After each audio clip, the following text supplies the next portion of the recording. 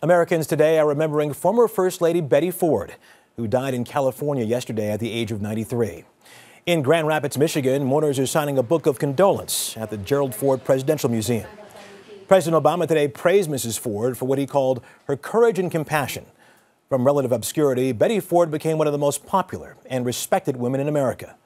CBS Evening News anchor Scott Pelley looks back. Born Elizabeth Ann Bloomer on April 8, 1918, she grew up in Grand Rapids, Michigan. She dreamed of becoming a professional dancer, and after high school, she moved east to study under Martha Graham, the high priestess of modern dance. She earned a spot in Graham's auxiliary dance troupe, but her mother pressured her to leave the group and New York in 1941.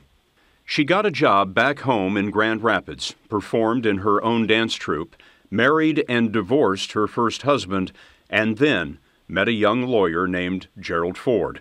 They married in 1948, just weeks before Ford was elected to his first term in Congress. Ford rose to be Republican House Minority Leader, while she stayed in the background and raised their 4 children.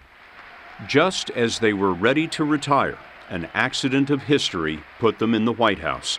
In 1973, Vice President Spiro Agnew resigned in disgrace, and Gerald Ford was named to replace him. When President Nixon also resigned less than a year later, Gerald Ford became the 38th President of the United States.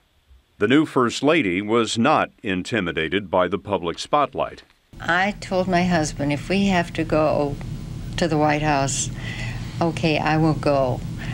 But I'm going as myself, and it's too late to change my pattern, and if they don't like it, then they'll just have to throw me out. She was vocal about women's issues. She supported the Supreme Court's ruling on Roe v. Wade, which made abortion legal, and she supported the Equal Rights Amendment. She openly discussed her breast cancer and mastectomy. There are women all over the country like me, and if I don't make this public, then their lives will be gone. They're in jeopardy.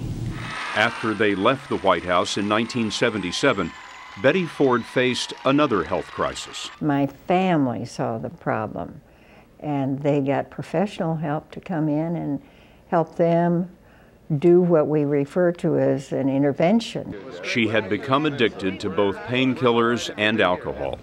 After her successful treatment, she opened the Betty Ford Center in Rancho Mirage, California, to treat others with drug and alcohol addiction.